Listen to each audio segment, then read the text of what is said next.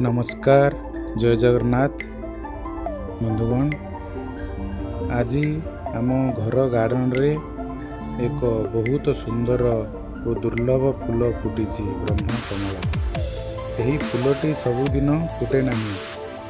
आउ यार सबुठु खास कथा हेउछि यह केवल राति रे ही फुटी थाए। चलंतु आज यही सुंदर फूलटी को निकटरू देखिबा।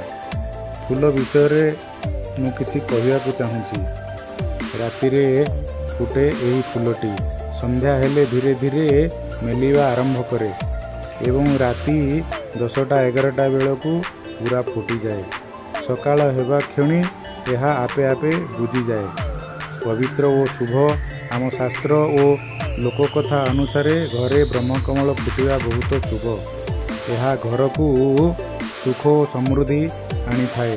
मीठा बास्ना यही फूल बास्ना एते मीठा जे पूरा गार्डन और घर महकी उठे।